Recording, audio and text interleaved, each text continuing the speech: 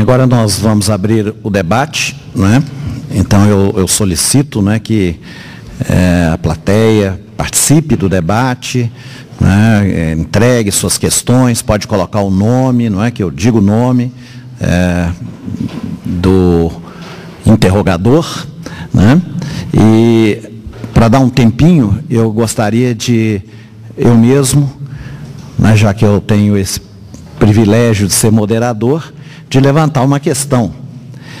Não é bem uma questão, é um tema, um pequeno tema que eu gostaria de colocar e talvez ouvir o comentário, né, do Patrus e do Vladimir Safatli. O tema é o seguinte, são dois temas, né, estão mais ou menos interligados.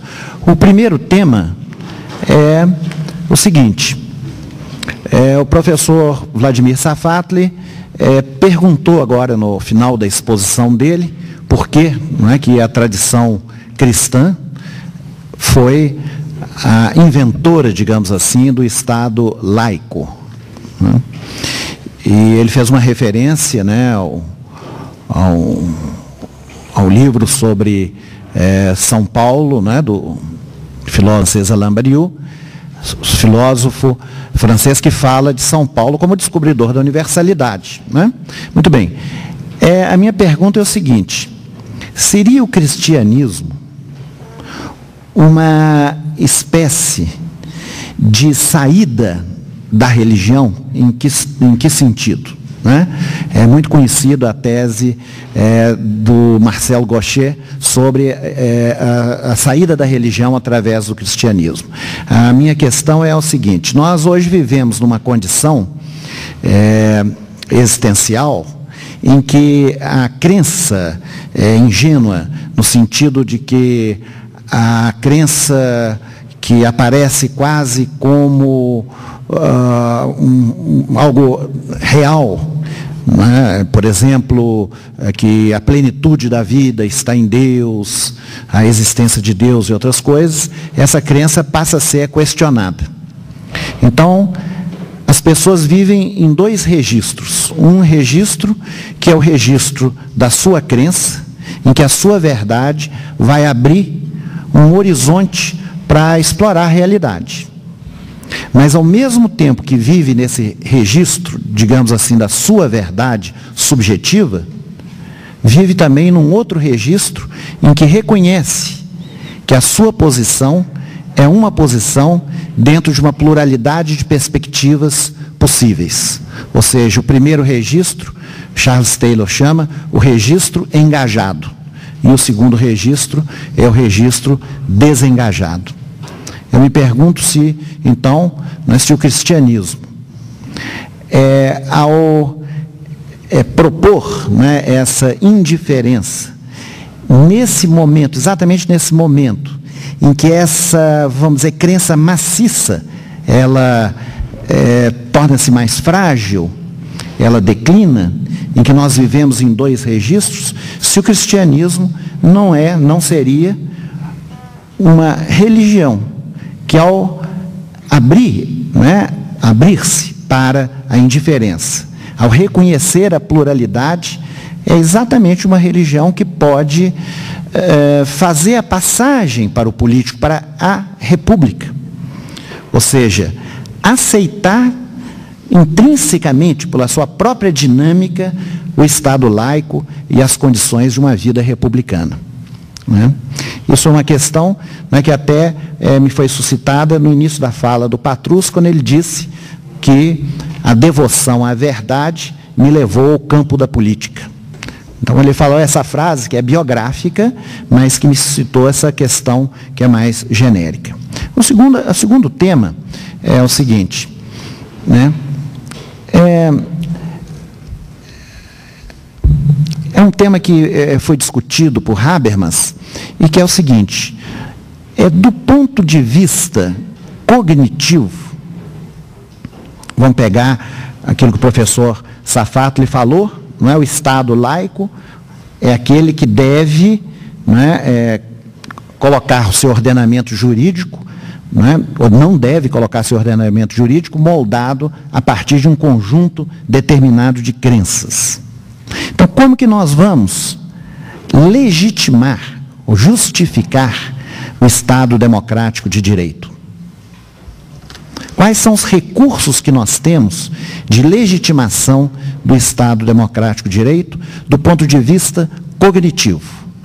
Bem, é claro que a resposta a aparecer é o exercício da racionalidade. Sim, mas qual racionalidade se, quando nós falamos em racionalidade, nós sempre pensamos no tipo hegemônico de racionalidade, que é a racionalidade científica, e essa não é capaz de legitimar, a meu ver, o Estado democrático de direito. Então, nós não teríamos aí uma espécie de astúcia em que, na verdade, elementos de crenças religiosas é que legitimam um Estado laico, ainda que sem assumi-las. E um desdobramento e mesmo que fosse possível essa legitimação inteiramente racional, ela seria suficiente como uma fonte de motivação para a solidariedade entre os cidadãos de um Estado laico? Ou seja, um tipo de procedimento muito formal, de uma racionalidade muito formal, procedimental, ela teria força motivadora para engajar, digamos assim, a solidariedade, dos seus cidadãos? Essas são as duas questões. Queria ver o comentário de vocês.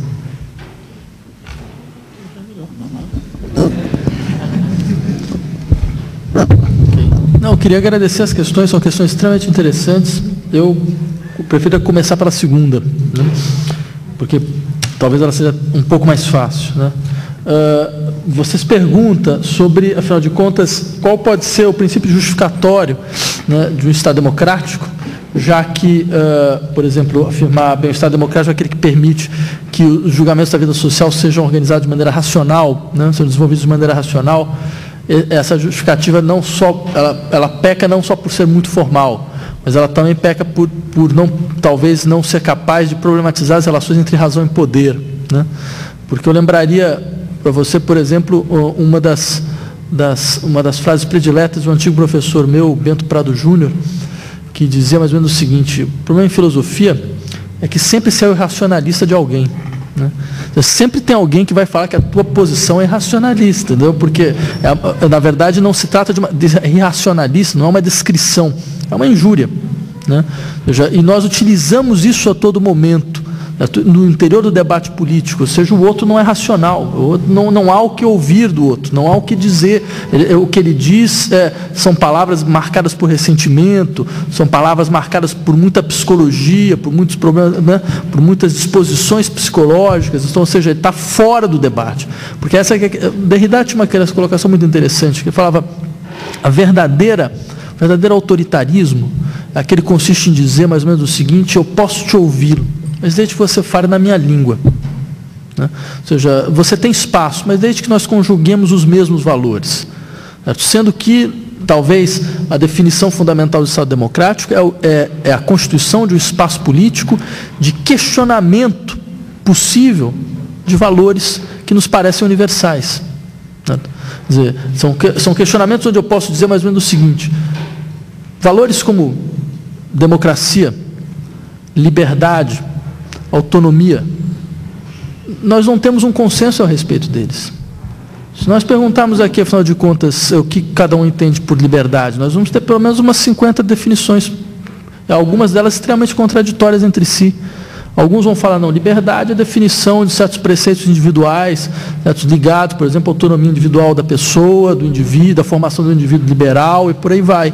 E outros vão lembrar, bem, mas talvez liberdade não seja restrita simplesmente a essa definição das atribuições do indivíduo moderno, certo? Talvez nós devemos insistir que existe um conjunto de liberdades sociais que quebram, inclusive, a autonomia dessas individualidades no campo econômico, quebram em certos campos, para que eu possa ter uma estrutura social que garanta uma espécie de liberdade social possível.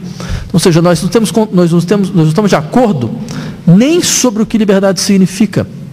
No entanto, nós somos capazes de organizar um campo onde esses valores conflituais eles possam ser objeto de discussão e objeto de embate político.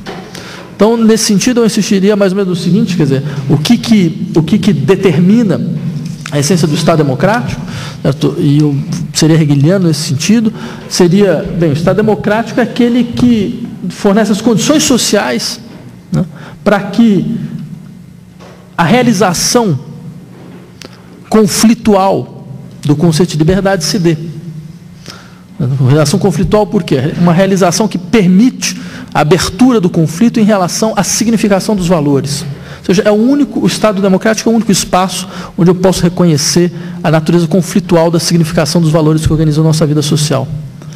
Agora, por outro lado, sobre a questão extremamente interessante, sobre se seria o cristianismo uma saída da religião, eu tenderia a dizer mais ou menos o seguinte: talvez o cristianismo ele tenha, já desde os seus primórdios, uma característica extremamente peculiar em relação à história das religiões, que trata-se de uma religião que foi paulatinamente tendo que dar conta de um outro sistema de ideias.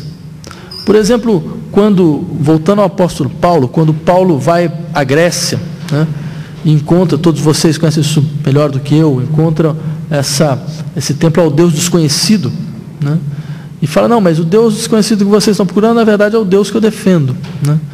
Bem, talvez não tenha a metáfora mais poética dessa relação extremamente frutífera no interior do cristianismo entre teologia e filosofia. Ou seja, essa obrigação que o cristianismo teve de absorver, certo, alguma coisa que não é exatamente cristianismo, né? Ou seja, mas a filosofia grega, a filosofia Platão, Aristóteles, certo, que vai fornecer toda essa base da nossa teologia, certo? São Tomás de Aquino, certo?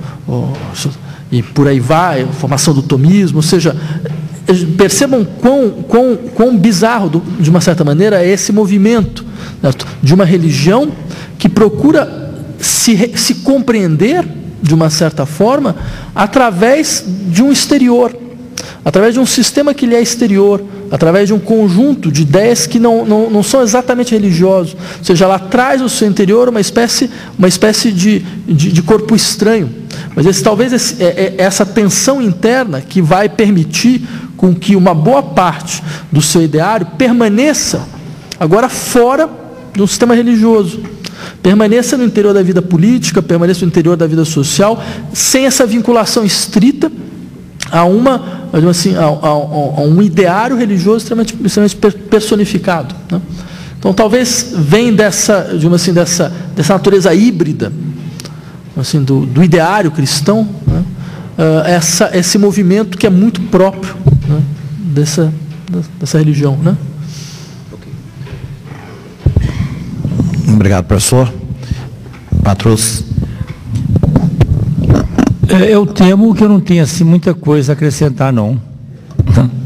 São mais perguntas, dúvidas, né? Assim, eu vou levantar aqui algumas questões. A intervenção do professor Vladimir me despertou muitos questionamentos, né? Agora eu fico com uma dúvida, por exemplo, assim, dessa relação entre o Estado e a sociedade. Quer dizer, a ideia que o professor Vladimir coloca, de uma forma muito instigante, né, e muito bem fundamentada, de que o Estado deve ser um Estado laico, né, portanto, ele não deve se envolver nas questões religiosas, mas, por outro lado, deve respeitar, a sociedade não deve ser laica. É um tema, para mim, novo, instigante, né? Agora, e essa relação Estado e sociedade? Quer dizer, a sociedade, ela pressiona o Estado constantemente, né? Quer dizer, aí as igrejas, na prática, né, as igrejas, as religiões, tendem, assim como outros poderes, né, a ampliar o seu espaço dentro do Estado, né? Porque o Estado tem poder, o Estado tem dinheiro, o Estado financia, o Estado dá subvenção, né? O Estado põe imposto, o Estado tira imposto, né? Dá terreno, enfim.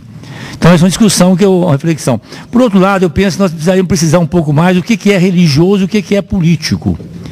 Por exemplo, a palavra é uma palavra muito cara para nós, né, para nós todos, certamente, a palavra solidariedade, a dimensão da solidariedade. É uma dimensão política, cívica, ela tem também uma conotação religiosa. Então, precisaria clarear um pouco mais, porque às vezes nós pegamos o religioso nesse sentido os temas que estão marcados mesmo, chamados temas morais, entre aspas, né, assim, questão do aborto, questão de célula-tronco, questão de não sei o quê, usar véu. Gostei muito da posição do professor Vladimir, essa questão da França, por exemplo, eu acho correta, assim. Usar véu, não usar véu. Agora, é questão dos valores, né, questão de determinados conteúdos éticos, relacionados com a ideia de justiça, de construção da paz, solidariedade, respeito, compaixão, né? Enfim, a questão mesmo do amor, né? Então eu fico estou um pouco conflitado nessas questões, né? Assim, por exemplo, a realização conflitual do conceito de liberdade. Agora, tem um momento em que esse conflito vai ter que se explicitar e vão ter que ser construídos consensos democráticos, consensos cívicos, no debate, no respeito à opinião diferente, né? É necessário espaços de coesão para que a sociedade se organize, se mantenha e enfrente desafios e avance na perspectiva de novas conquistas sociais, políticas, econômicas, culturais, ambientais, né? Essa questão, então, da construção desses consensos. Então, eu não vou me alongar muito, não, que vamos debater mais, mas eu estou com a minha cabeça encucada. O que eu acho muito bom, né?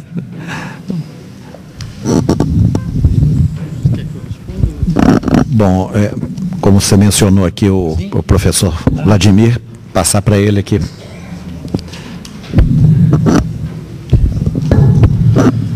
Eu queria realmente agradecer ao professor Patrus por essas questões, são questões extremamente interessantes. Eu começaria pela última, porque talvez eu consiga articulá-la melhor. Quer dizer, você levanta a questão bem. Tudo bem, nós podemos admitir que a sociedade democrática, ela permite que alguns dos seus valores fundamentais sejam objetos de conflito. Mas, afinal de contas, em dados momentos, os consensos eles precisam se realizar. Porque, senão, sequer os conflitos estão assegurados, né? Eu diria que, se nós pensarmos na estrutura do ordenamento jurídico de uma sociedade democrática, eu diria que existem dois tipos de regras, né, no que diz respeito à compreensão dos nossos valores, né? Existem regras que vão, de uma certa maneira, tentar definir o conteúdo semântico dos valores, né? Então, são regras que dizem mais ou menos o seguinte: bem, por justiça nós entendemos tal, né? Por liberdade nós entendemos isso, né? Por democracia nós entendemos isso. Eu diria que talvez o que seja mais interessante é que, na verdade, a sociedade democrática, ela tende a não levar em conta definições semânticas dessa natureza. As suas regras em relação a valores são regras, digamos assim, de segunda ordem, né? Ou seja, são regras que dizem simplesmente como nós devemos gerir conflitos. Não, afinal de contas, por liberdade nós entendemos tal e tal pressuposto, mas no interior de um conflito político, onde valores como liberdade estão em jogo, quer dizer, como nós gerimos os nossos conflitos. E essa me parece uma questão importante, né? Porque a sociedade democrática é aquela que, em última instância, reconhece a fragilidade da significação dos seus próprios valores. Quer dizer, se tem alguma coisa que nos define, é a nossa capacidade de dizer, bem, hoje nós entendemos liberdade dessa forma, mas é possível que uma série de experiências que vão ocorrer no interior do processo histórico nos demonstre que certos aspectos dos nossos conceitos não estavam completamente esclarecidos, certo? E não estavam completamente perceptíveis, e eles precisam ser revistos em certos aspectos, né? Quer dizer, isso que me parece um dado fundamental, certo? E talvez por isso que nas sociedades democráticas que apenas o conceito de soberania popular é possível. Porque a ideia de soberania popular significa, em última instância, bem, nós não somos completamente servos das leis que nós herdamos. Por que nós não somos completamente servos das leis que nós herdamos? Porque elas foram criadas no interior de um determinado embate, elas foram criadas no interior de uma determinada consciência. Essa consciência ela tem uma determinação histórica muito precisa, ela pode se rever e se reconstituir, ela pode repensar o seu certo. O que ela não pode repensar é o bloqueio exatamente desse processo. O que ela não pode admitir é o congelamento desse processo. Aí a democracia para. Quer dizer, a democracia não é um espaço de instituições estáveis. A democracia reconhece a instabilidade estrutural de toda qualquer instituição. Ela não é a defesa radical de toda e qualquer instituição. Ao contrário, ela é a capacidade que nós temos de reconhecer, bem, é possível que instituições que funcionaram muito bem há 50 anos atrás funcionem mal atualmente. E nós devemos revê-las, né? Nós devemos reconstruí-las. É possível que regras que serviram há 50 anos não nos sirvam mais. Quer dizer, por isso, por exemplo, a democracia é o único regime que reconhece, por exemplo, a ideia de uma violação política da lei. Se não houvesse a ideia de violação política da lei, não existia essa ideia da democracia. Por exemplo, nos anos 20, eu sou um exemplo clássico nesses estudos, a greve era um crime. Era um crime tipificado por lei. Certo? E foi graças a um crime, de passagem, que os direitos fundamentais da pessoa foram universalizados. Os direitos trabalhistas fundamentais foram universalizados. Quer dizer, só a democracia admite isso, essa possibilidade. Né? Por outro lado, então, sobre a questão da relação entre Estado e sociedade, vou tentar ir um pouco mais rápido, mas não estou monopolizando. A relação entre Estado e sociedade, o professor Patrus levantou muito bem uma questão extremamente interessante, que é, tudo bem, há uma distinção entre um Estado laico e uma sociedade que não necessariamente é laica, né, uma distinção fundamental, mas nós sabemos muito bem que o Estado não é uma abstração que paira no ar. Né? Quer dizer, o Estado está a todo momento sendo pressionado pela sociedade, a sociedade o pressiona, mas o pressiona não só por interesses, porque existem grupos religiosos que têm interesse porque querem ter um terreno X, um lugar Y, querem ter uma concessão de televisão, querem fazer isso, querem fazer aquilo, mas também por valores. Quer dizer, a sociedade ela tem certos valores, ela quer que o Estado o reconheça. Né? Então, esse embate, quer dizer, que no fundo talvez seria um problema geral de uma questão que poderia ser particularizada da seguinte maneira. Quer dizer, um Estado democrático pode admitir a existência de partidos religiosos? Né? Ou seja, partidos que se coloquem, sei lá, Partido Islâmico, né? partido Cristão, Partido da Democracia Cristã, por aí. Quer dizer, é possível ou não? Né? Porque, afinal de contas, eles vão lutar a partir dos seus valores religiosos para que o Estado reconheça tais valores. Né? Eu diria que vai de toda a habilidade do Estado, né, ou do jogo da política, primeiro, não excluí-los. Né? Eu nunca achei que uma sociedade democrática necessariamente deveria ser uma sociedade, por exemplo, onde não seja possível partidos que tenham clara caracterização religiosa. Certo? Afinal de contas, nós temos partidos comunistas, têm clara caracterização ideológica, por que você não pode ter um partido, né, um partido evangélico? Tem uma clara determinação ideológica, quer dizer, faz parte do jogo democrático esse processo. Agora, faz parte da habilidade do Estado saber encontrar umas situações nas quais você lembre a esses grupos que esses grupos eles são grupos ligados à constituição de valores de certas comunidades no interior do Estado. Né? Bem, essas comunidades elas podem ser respeitadas em seus valores, desde que os valores não coloquem em xeque algumas questões fundamentais da autonomia da pessoa. Né? Elas podem ser respeitadas em seus valores, certo? Mas elas não podem esperar que esses valores que têm realidade nesse interior, eles sejam impostos a outras comunidades.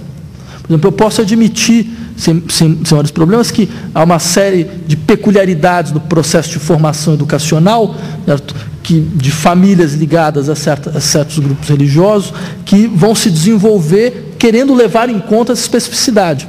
Por exemplo, vão querer construir uma educação confessional, coisas dessa natureza. O Estado laico admite isso sem o menor problema, sem problema algum.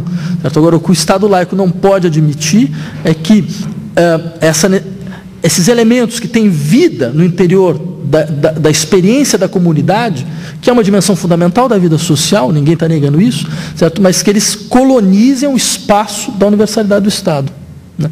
Eu sei que essa é uma articulação complicada que se resolve, assim, quase no caso a caso, mas me parece que do ponto de vista, assim, das ideias reguladoras, talvez isso deva funcionar como uma ideia reguladora, né?